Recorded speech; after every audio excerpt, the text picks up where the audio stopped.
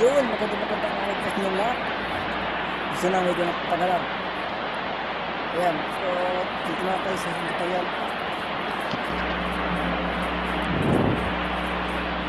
Ay, ngayon baka tayo na.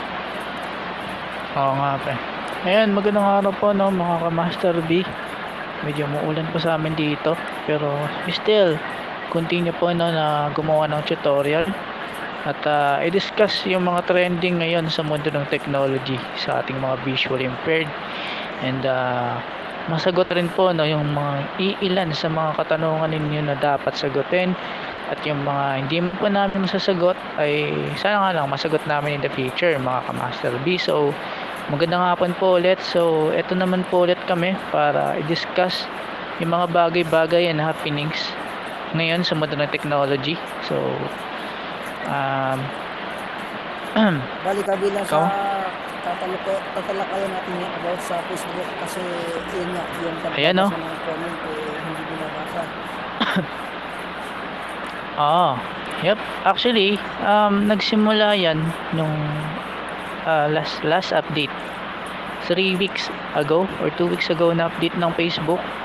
Nagsimula yung problema na yan. And actually, hindi lang sa Facebook guys, na even though sa Messenger, yung mga nagkakaproblema dyan sa settings.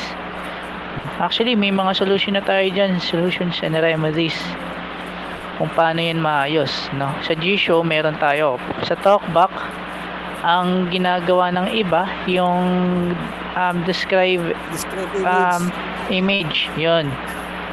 Okay, so yun yung mga solution. Pero dun sa iba na hindi nakaka-access ng latest TalkBack, ayun, magkakaproblema talaga kayo dyan guys, especially sa mga lower Android version.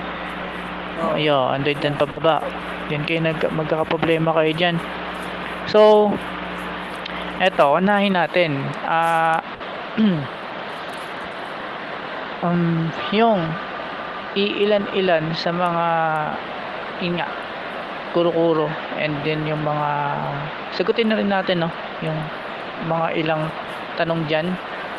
Actually dyan Saka yung eloquence pala isama na rin natin kasi marami sa mga Android 14 hindi nakaka-access yes ng eloquence, Android especially yung mga latest models ng phones, particularly yung mga Samsung users talaga nagkakaproblema, probably them Samsung users. Pero Xiaomi, Oppo, Poco,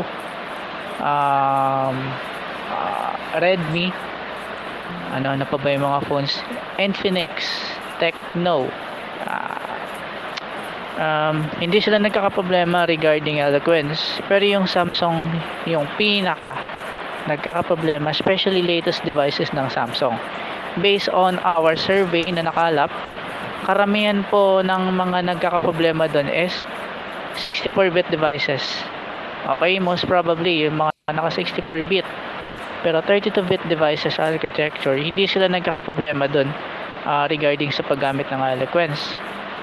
So, yan, isa rin yan kung ano nga ba yung rason kung bakit nangyari yan, at anong pinaka solution na pwedeng gawin para maibalik yan, which means i-discuss din natin yan. So unahin muna natin pre no yung pinakaunang problem, pinaka trending talaga to ngayon no, yung Facebook problem, yung pagbabasa ng comment, which kasi means yung unang nung dati yung sa Messenger yung ginagamit yung pero sa ngayon settings na nagawa na sa G-Show.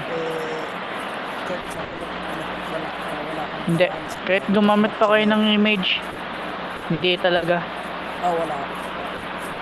Wala. Pero sa G-Show talaga, yung enhanced focusing mode, yun nyo lang yun kung naka G-Show kayo.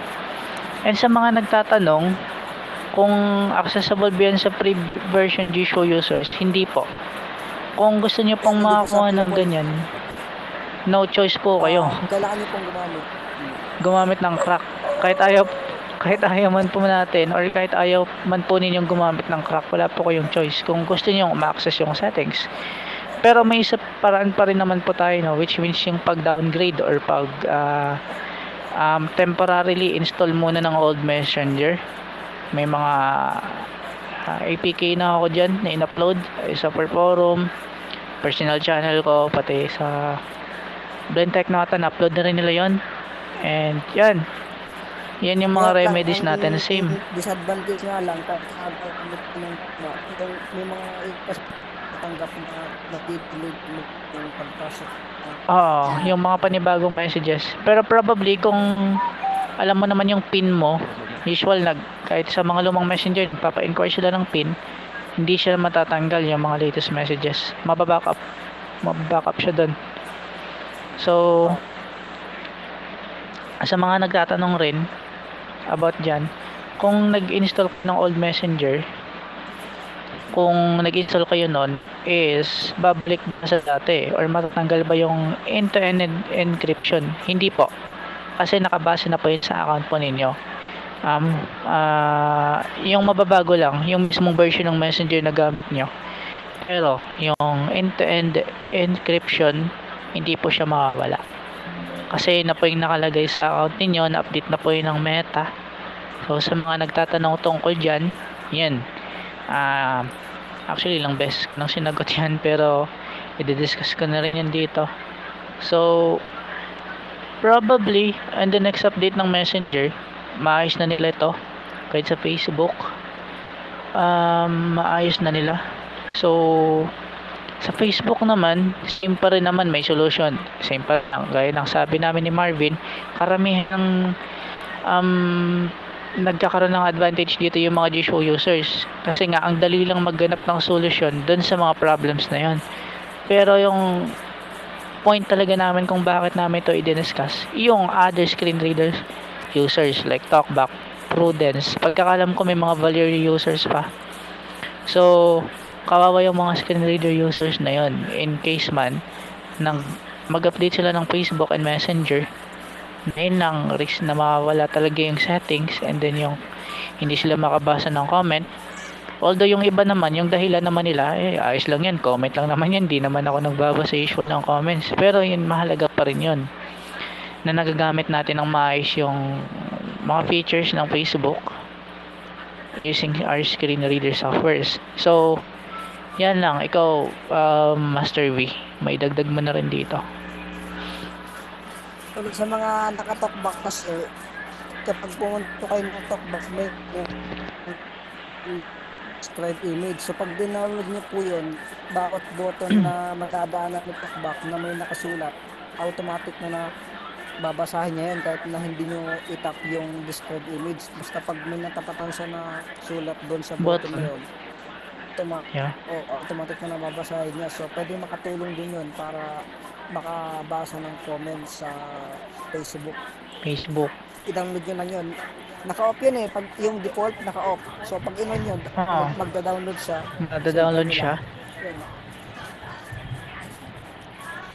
So yun lang. So yun yung suggestion ko sa mga naka-talkback. Pero sa mga naka-Prudence, until na wala pa po tayo sa mga Prudence screen reader users. Actually, antayin nyo po yung latest update. April 9 pa yun. Pinakahuling update. Yung pinakahuling update. So, ayan. Next, tagal natin yung tapos na tayo sa Facebook and Messenger discussion. Punta naman tayo dito sa doon sa diniscuss mo nung nakaraan, Marvin. Isingit natin to, no? Yung about doon sa voice assistant doon sa G-Show, yung pinakabagong features ng voice assistant features ng G-Show. Doon sa pinakabago ng kakayahan na pwede na makipag-usap sa AI gamit ang voice assistance ng G-Show. Ayan, marami kasing nalilito dyan. And discuss mo ngayon sagot lang kasi mga nagtatanong doon sa software forum. Ayun, pagpasensya na naman niyo po yun. Doon sa software forum community chat, hindi po nakapag-message siya admin Marvin doon. Si Master V, hindi po siya makapag-message doon. Kaya wala na lang yung mga nagpapalo up doon. Hindi ko magamit yung account ko rin kasi ang nakalag something with wrong. Let's try again. Hindi na talaga yung community sa ating account ko, kaya hindi ko pa view yung mga chat. Pero may mga paminsan-minsan din naman na papasul-pusul din na video. Pero hindi madalas, paminsan-minsan lang na gano'n. Kaya ayun, pagpasensyahan na po sa mga nakikinig. members. Pero andun pa naman po kami, ibang admins ng software forum, active pa naman po doon. So, especially ako. Ayan. Discuss mo nga ulit yung Marbs, yung mga bagong features or bagong extensions ngayon, no? Discuss na rin natin yung mga bagong extensions na ginagawa ngayon. At doon sa update kasi nag-update ulit yung Gisu yung business. Actually kahapon. Meron ng meron ng Chinese doon. So doon sa loob ng business stance and translation settings, doon sa pinakaunahan, meron kayong makikita doon na Chinese. Naka-Chinese. Yeah. Bali wala na kami ipaparinig na screen reader sa inyo, no? Pero kabisado naman namin yung bawang settings na binabanggit namin dito, kaya po pasusundan nyo rin po basta updated po yung inyong mga Gisu. So pagpasok nyo po dun sa Gisu, advanced settings po kayo. So dun sa loob ng advanced voice settings, assistant translation. Voice assistance. So yan. dun sa loob nun, mayroon din yung Chinese. Hindi pa yung naka-Chinese ang naka-Chinese. Sulat doon kapag tinranslate nyo po sa history. So kapag nagpapatranslate po kayo sa Gisu, kapag nagpapatranslate po kayo, doon na pupunta sa history na yon. So tapos kapag magtatanong kayo doon, kasi pwede nang pwede nang mag-message, may nakalagay doon na text box. Pwede na. So, pwede kayong message. Kaya lang hindi pa ganun kaganda yung AI ng Gisu, kasi pag nag-message ako under announcement pa lang siya, especially sa mga nakakarak. Yan, especially sa mga nakakarak, no.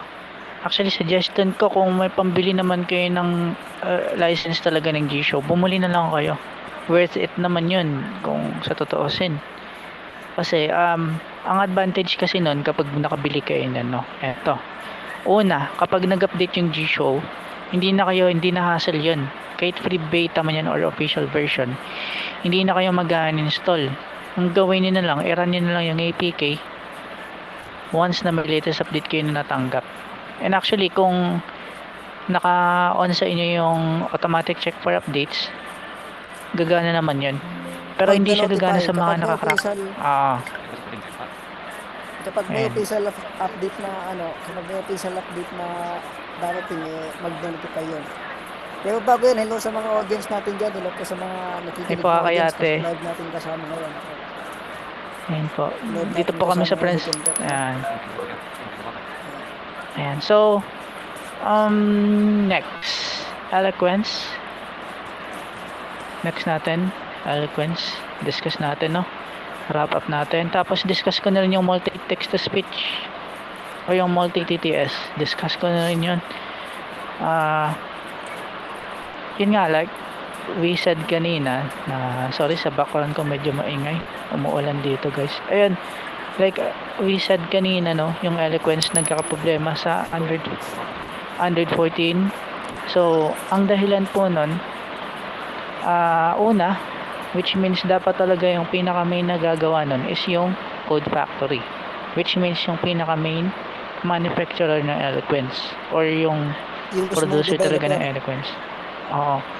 Pero sad to say kasi yung pinaka main developer nun is pumanaw na, no?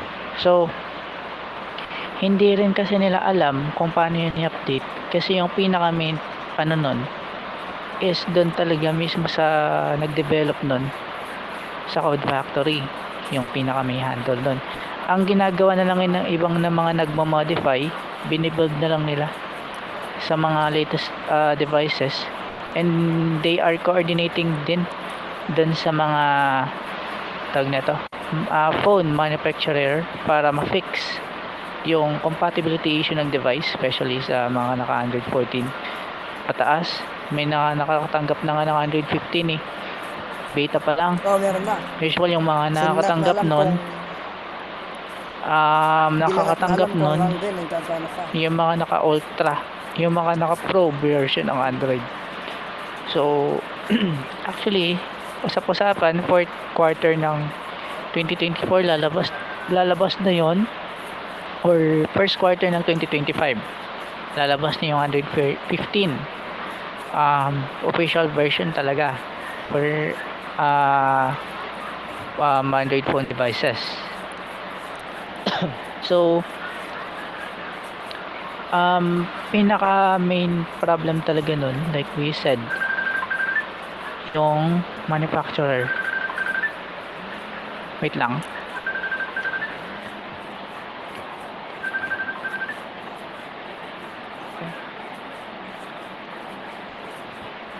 Okay na.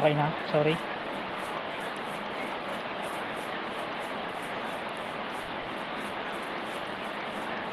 Okay na, Vivo. Ayan.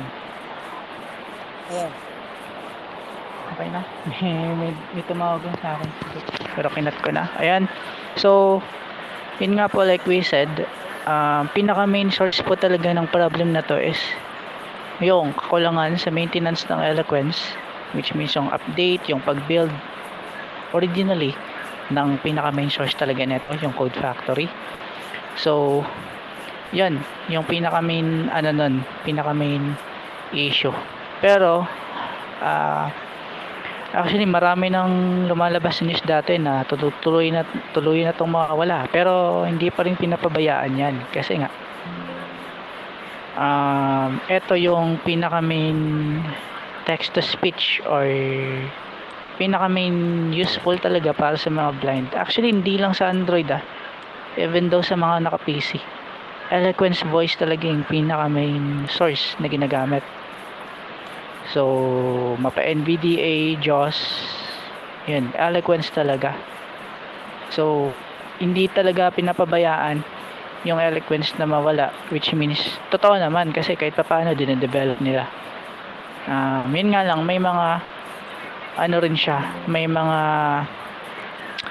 tawag na ito, may mga tinatawag din tayong disadvantage kung hindi talaga mismo yung manufacturer yung nag-build nun, which means nakaasa lang tayo sa mga modifiers na nag-build ng version ng Eloquence, which means ayan. Vivo, ikaw pre, next mo, comment mo rin dyan.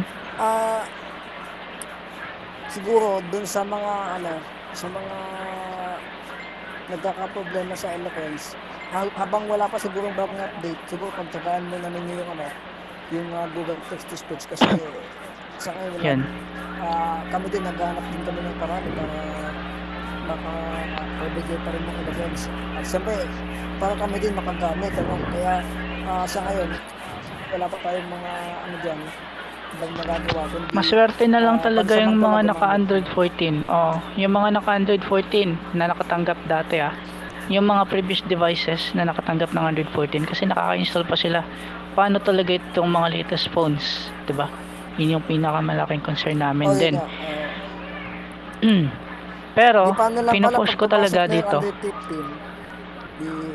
Pinopush ko talaga dito sa multi TTS na idagdag yung voice ng Eloquence. Pinopush ko talaga yun. Although medyo kami nag-developer nun.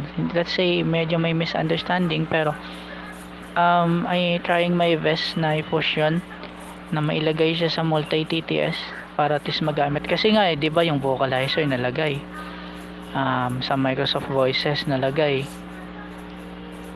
So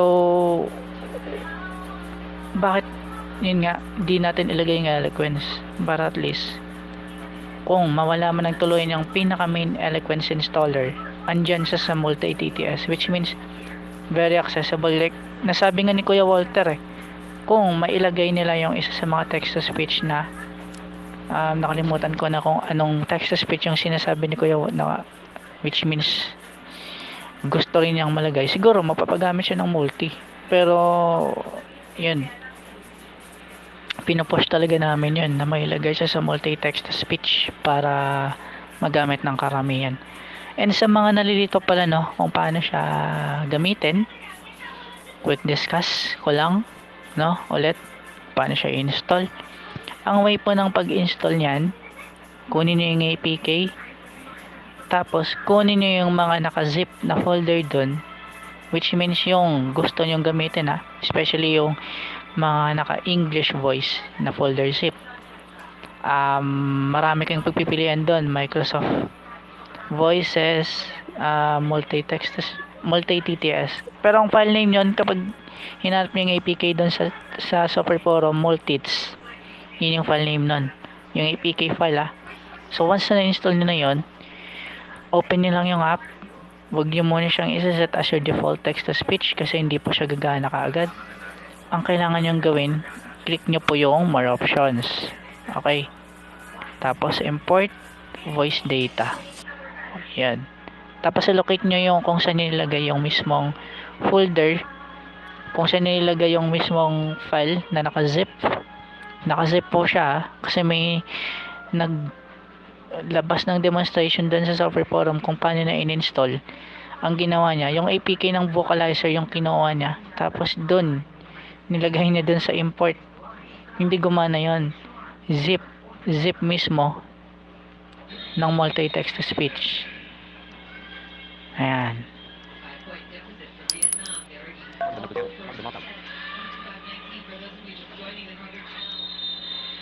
So, ayan.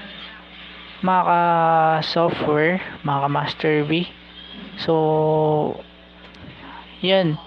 Isa yan sa mga gusto kong i-note din dito sa tutorial na to. Kasi, actually hindi lang to basta tutorial lang, no? Discussion na rin para maibalik namin yung mga topics na yun nga, sa palagay namin hindi masyadong klaro sa inyo or hindi pa kayo oriented, especially itong multi-text to speech o yung multi-TTS or multits, let's say. Okay, so ayan, isa yan sa mga i-discuss na rin namin ngayon, and maybe in the future may i-discuss pa namin ng maayos yung about sa multi-text speech. Kasi marami na rin nagtatanong dyan marami namang alternative, diba? Actually marami na talagang alternative speech na nagsisilabasan ngayon. Hindi lang multi, soon yung Valeria maglalabas na rin ng sarili nilang text to speech, hindi lang text to speech, screen reader na. I-update nila yung screen reader nila, which means yun pa yung inaabangan at yung papakaabangan natin. So ayan mga ka-master V, mga maidagdag at dapat rin nating i-discuss dito. So like I said, multi-text to speech, hindi po siya komplikado i-install kung nasusundan lang yung instruction ko doon sa video na yon, kung paano siya pagganahin. Okay, so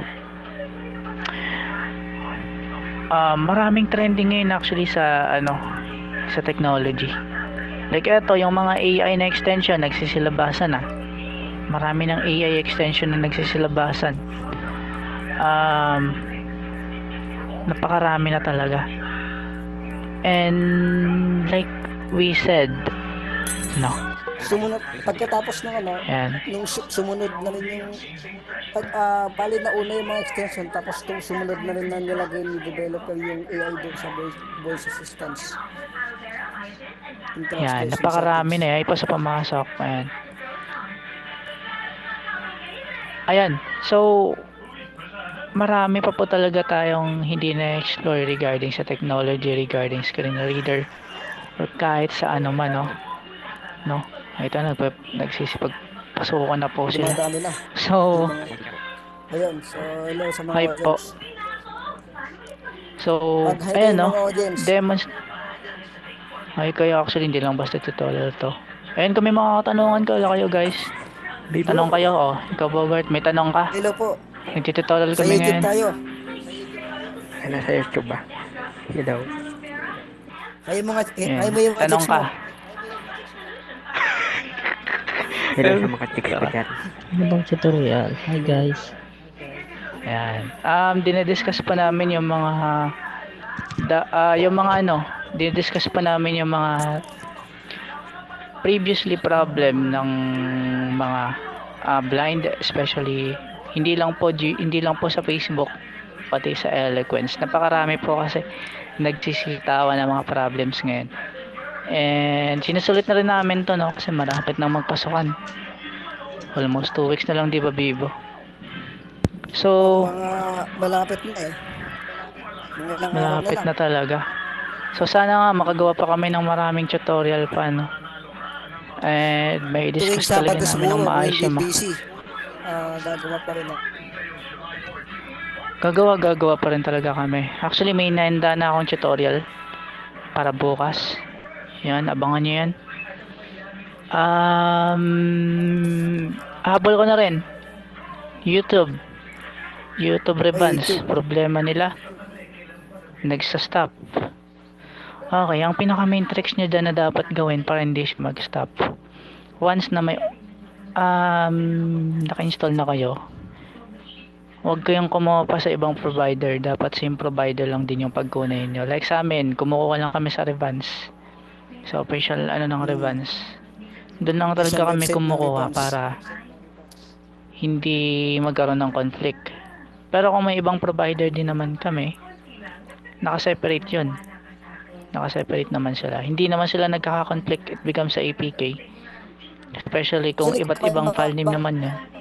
banks naman na ibang nag-upload ng YouTube. Ano naman yan eh, mag-i-install, hindi siya mag-update, kundi separate na mag-i-install siya eh. Kasi iba yung Oo, developer. separate siya. Iba yung developer, iba yung pagkaka-create ng APK package file, iba yung file name ng APK na lalabas. So, yun lang, wag lang kayong malito talaga kung especially sa mga mahilig mag-install ng maraming YouTube, no? May iba pa nga doble-doble mga triple pa ang mga YouTube nila maliban sa main. Meron pa nga YouTube Revans, YouTube Premium Pro, May bago na naman ngayon eh, yung YouTube Ultra na naman na pinag-post Ultra, nila. yung ginawa ng Valeria developer, yung YouTube Ultra. Bago lang yan. Recently lang nilabas yan. Subukan nyo rin yan. Maliban doon, YouTube Excellent, still working pa rin naman yung YouTube Excellent. Hindi nga lang siya nag-update masyado. Napakarami talaga kayong pwedeng pagkunan ng YouTube client. Hindi lang YouTube client, guys. Telegram. Marami. Sa lahat ng mga nagkakaproblema din sa main Telegram, no? Especially doon sa mga nagtatanong paano i-unband yung user na ganito, na binan sa gantong group, gantong channel. Sa admin na Gumamit PM. po kayo ng Nicogram. Accessible siya. Nicogram, Nicegram. Marami. Telegram Plus. Yung plus version ng Telegram. Maganda yun. Kung gusto niyo na walang restriction. Maliban sa premium, huwag kayong gumamit masyado ng premium. Kasi mag-expire din yung yung pinaka-server APK nun. Gumamit na lang kayo ng Telegram Plus. Ayan. Telegram Plus. Marami kayong pwedeng pagpilian. Maraming client ng Telegram ngayon nagsisilabasan. So, Blindgram Messenger. although plus Messenger, marami Plus talaga guys. Messenger.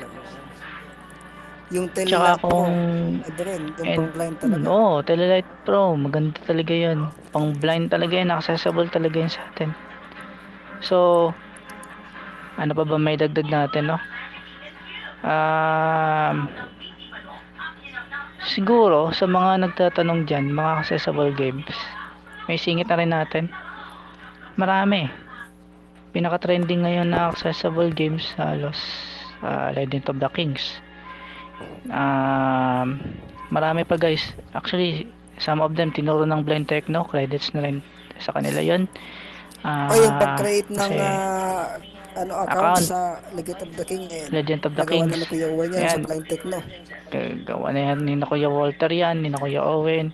Credits to them. Yung ano pa ba? Yung maliban doon, Battle Cry. Hanggang ngayon, nandun pa rin naman yung Battle Cry. So, Playroom. Actually, Playroom, napakadali lang laruin nun. Playroom. Ano-ano pa bang mga games ngayon na alam natin? Kahit offline Audio Archery. Marami. Blind Drive. Yung Audio Game Hub. Oo, mga mga offline. lumang games. Gumagana pa rin naman offline. yung old version niya. Audio archery, ano pa ba? Blind drive, blind chef. Yun, blind chef. Maganda rin yun. Yung Ano pa ba skill yung mga natin, kung games? di ako nakakabal, nakalimutan ko na.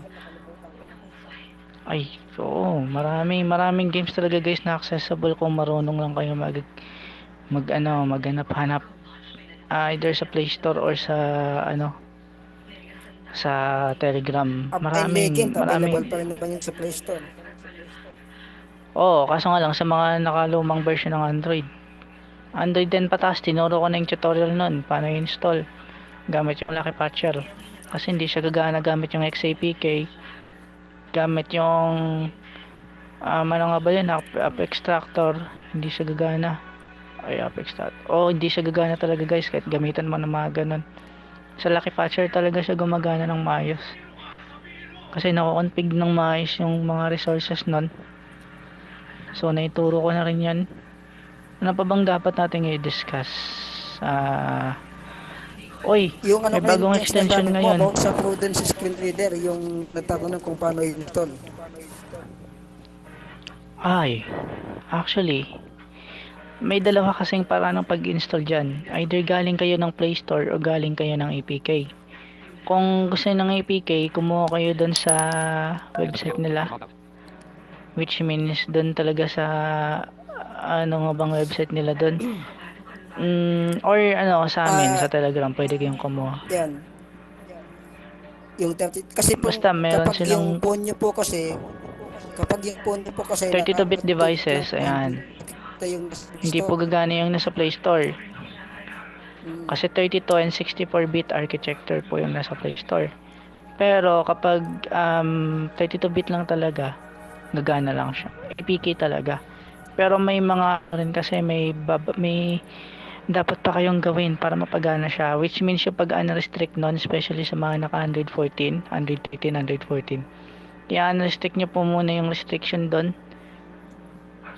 no? Kung naka-APK kayo. Pero kung nasa Play Store nyo naman kinuha yan, hindi nyo na kailangan gawin yan.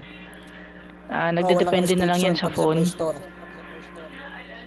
Depende na lang yan sa phones ninyo kung saan nyo mahanap yung restriction. Pero usual na sa app info yan, more option. Ayan. Usual sa mga naka Samsung, di na double tap and hold to long press lang siya. Sa ibang brands ng phones, hindi ko lang alam sa Vivo kung ganun pa rin ba. Pero tawag na ito, karamihan kasi sa kanila din, either pumupunta sila sa app management or sa apps list, tsaka doon nila ina-allow yung restriction. Pero sa mga naka Samsung, madali lang siya. So ayan, yan yung ways para mapagana nyo siya. Tapos pwede nyo siyang i-turn on, konting adjust na lang sa setup ninyo kung ano yung mga babaguhin nyo doon sa Prudence. Tsaka like I said, Valeria din, abangan nyo, malapit na silang maglabas ng update nila, probably this year. Nagde-develop sila ng bagong update ng screen reader tsaka yung text to speech talaga nila. Yan. So I think parang na-discuss na natin lahat. Ano ba yung mga sa susunod abangan nyo guys, baka makapag-isip ulit kami ng tutorial na gagawin.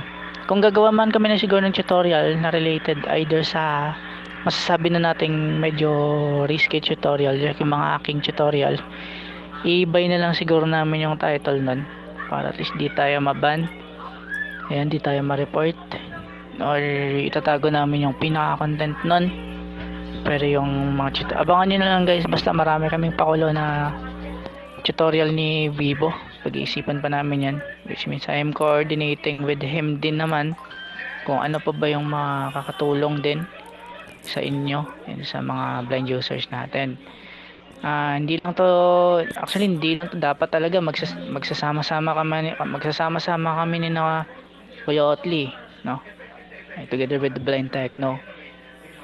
Dapat kahapon mag-tutorial kami, kaso nga lang di natuloy dahil sa busy schedule din nila. So kami na lang muna ni Vivo yung gumawa nun. Abangan nyo guys, baka makapag-upload din sila ng tutorial nila, support them din on their Sa kadagdag ko na rin official. pala, doon sa problema nila yung mga ibang kasama natin sa Facebook, yung pagbabasa ng comment, abangan nyo po yung next na official release ng Facebook sa Play Store. Mukhang Facebook. maayos na po kasi. Oo. Ayos na po, Meron na-report na na po namin yan. Actually, nakareceive na ako ng feedback. If you already joined our beta usage, you immediately receive a fixed version, which means naka-update na po ako. Pero kung hindi gusto niyo man pong makuha yon, yung version na yun, may APK file po ako na in-upload doon sa channel ko. Abangan niyo na lang po sa ibang channel din. Like we said kanina. Bali Sa Super ilalagay Forum, ko abangan lang nyo. po dito sa ilalagay na lang natin yung link ng dalawang group at yung channel sa na to, sa Yan. Para makakuha nyo kaagad, no? So, I Pwede think pa we natin discussed already those topic. Oh, and I think we discussed all those topics din naman. And pasensya na po kayo sa background, medyo maingay po. Muulan po kasi sa amin dito kanina.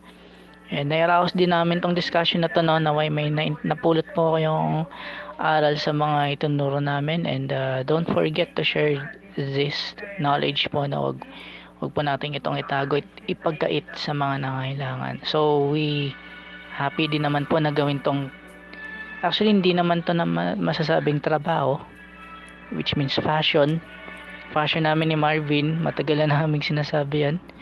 Masaya na rin kami dito na nakakatulong and makapagbigay ng tulong. And kumbaga isa po itong layunin trabaho pero talaga walang namin ni bayad. Bibo. Kumbaga libre namin Yon, yung pagtulong.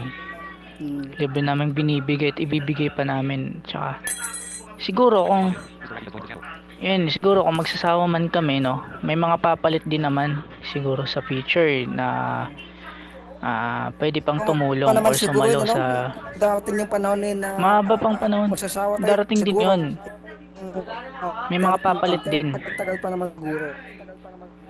Oo, matagal-tagal pa tayong mangyayari yun. At habang in-enjoy pa namin tong moments na to, paalam na rin po namin sa inyo na actually hindi lang basta-basta discussion to, no, may share lang din namin. Ayan. So, magandang hapon po mga ka-software, mga Master V. Maraming salamat po sa pagsama sa amin. God bless to all. At sa mga And audience, hi, magandang hapon. Tutorial lang to. And discussion na din at the same time. So, magandang hapon. Medyo namamalat na yung boses ko, pero tuloy-tuloy pa rin tayo. Magandang hapon, guys. And see you on our next discussion. Goodbye. goodbye po.